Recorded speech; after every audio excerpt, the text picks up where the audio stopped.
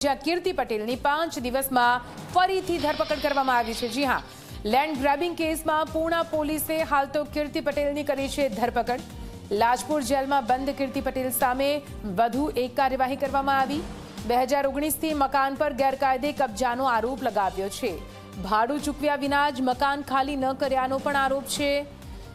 Gujarat land grabbing act હેઠળ આ કાર્યવાહી કરાઈ છે। કોર્ટમાં રજૂ કરીને રિમાન્ડ મેળવવાની તજવીજ હાથ ધરવામાં આવી છે।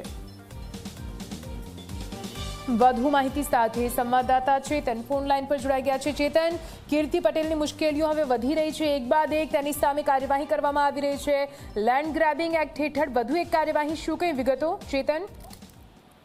જી બિલકુલ થી ટિકટોક સ્ટાર કીર્તિ પટેલની જે મુશ્કેલી છે તે દિન પ્રતિદિન વધી રહી છે। 5 દિવસ પહેલા જ પૂર્ણા પોલીસે ખંડણી ધાક ધમકી ના કેસમાં તેની ધરપકડ કરવામાં આવી હતી અને ત્યારબાદ નામદાર કોર્ટે તેને લાજપુર જેલ ખાતે મોકલી આપવામાં આવી હતી। જો કે ત્યારબાદ વર્ષ 2019માં કીર્તિ પટેલને જે મિલકત છે તે પચાવી પાડવાનો જે આરોપ છે તે તેના વિરુદ્ધ નોંધાયો હતો અને પૂર્ણા પોલીસ સ્ટેશનમાં ફરિયાદ નોંધાઈ હતી, જેમાં કીર્તિ પટેલ ભાડાના મકાનમાં રહેતી હતી। છેલ્લા કેટલાય સમયથી તેને ભાડું ચૂકવ્યું ન હતું અને જે મકાન છે તે મકાન ઉપર કબજો પણ કરી લીધો હતો। આ બનાવ વર્ષ 2019માં બન્યો હતો અને તે અંગે પૂર્ણા પોલીસ મથકમાં ફરિયાદ પણ નોંધાઈ હતી। જે ફરિયાદના આધારે પૂર્ણા પોલીસે કીર્તિ પટેલની જે છે તે ધરપકડ કરી છે અને સુરત કોર્ટમાં રજૂ કરવામાં આવી છે। મહત્વની વાત છે કે એક પછી એક જે કીર્તિ પટેલના જે ગુનાઓ છે તેમાં તેની ધરપકડ કરવામાં આવી રહી છે। આવનારા સમયમાં કીર્તિ પટેલ વિરુદ્ધ પાસાની પણ કાર્યવાહી કરવામાં આવશે।